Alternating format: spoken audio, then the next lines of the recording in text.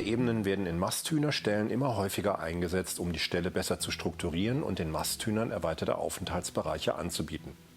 Im Rahmen der Modell- und Demonstrationsvorhaben Tierschutz führen LMU München und Universität Rostock das Projekt Verbesserung des Tierschutzes in der Masthühnerhaltung durch.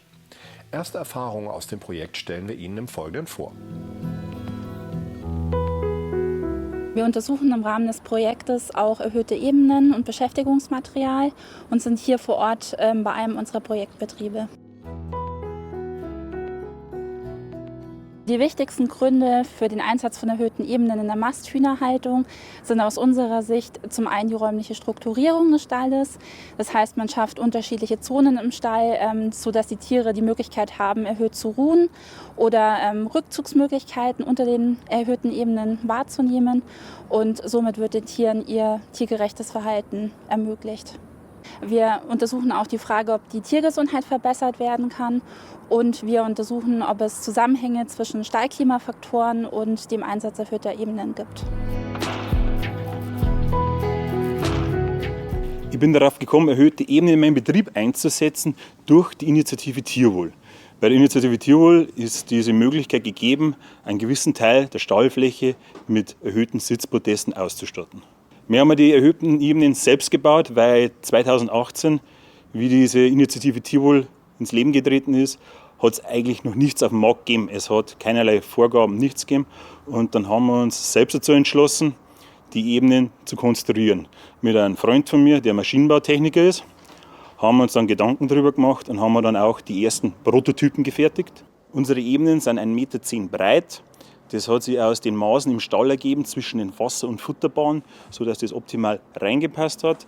Die Höhe von 60 cm hat sich aus den Prototypen ergeben. Da haben wir gesehen, sodass wir der täglichen Kontrollarbeit noch guten Blick unter die Podeste haben. Zu den Rampen beim Material haben wir Alu-Riffelblech genommen, weil das Abrutschen der Tiere so verhindert werden kann. Anders wäre es nicht gegangen. Es ist wichtig, dass die Aufstiegsrampen rutschfest sind, dass sie keine scharfen Kanten enthalten, und eine Einstiegsfläche zur erhöhten Ebene ist vorteilhaft. Die Nutzung der Ebenen beginnt teilweise schon am ersten Masttag, spätestens aber am 7. Masttag, dass die Tiere es annehmen und auch wirklich raufgehen und sich da oben wohlfühlen. Das endet auch nicht irgendwann. Also es geht wirklich bis zum letzten Masttag durch. Ein Zusammenhang zwischen der Verteilung der Tiere auf und unter der erhöhten Ebene und der Tageszeit konnten wir bisher noch nicht feststellen, weil die Tiere sich relativ gleichmäßig über den Tagesverlauf auf den Ebenen und unter den Ebenen verteilen. Durch den Einbau der Ebenen haben wir keinerlei Mehrverletzungen festgestellt, auch im Vergleich zum Stallzeit, wo keine Ebenen verbaut haben. Aber beim Auswerten der Schlachtergebnisse sind keinerlei Auffälligkeiten gewesen, die auf das zurückzuführen gewesen waren.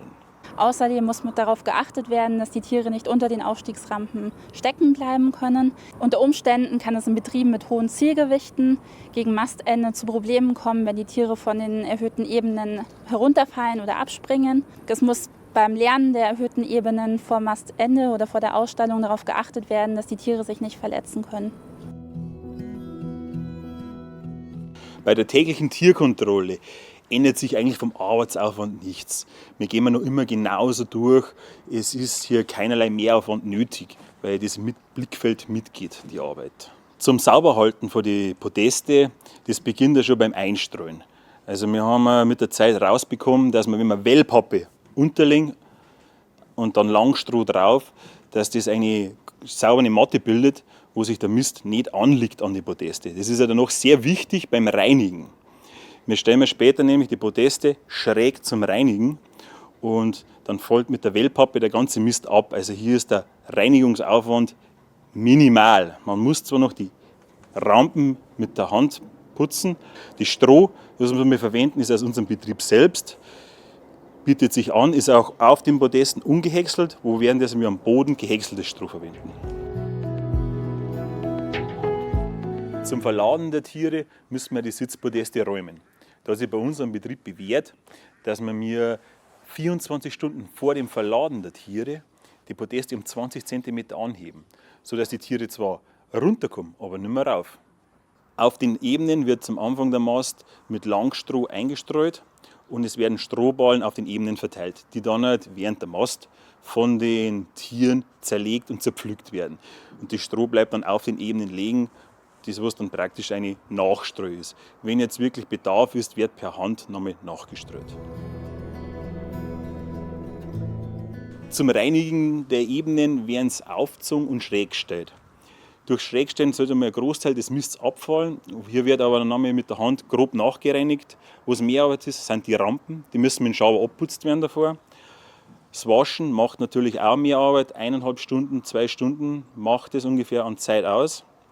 Beim Desinfizieren ist kein Mehraufwand. Hier wird genauso wie immer durch den Stall gefahren und die Desinfektion durchgeführt wie immer. Die erhöhten Ebenen auf meinem Betrieb rechnen sich auf jeden Fall. Es ist eine absolute Win-Win-Situation. Einerseits fürs Tierwohl. Es ist optimal, wie die angenommen werden. Für die Tiere gut haben und auch ein wunderschönes Bettel im Stall machen. Das Zweite ist natürlich auch, dass mir diese an der nutzbaren Stallfläche angerechnet wird. Also jeder hat was davon, die Tiere und ich.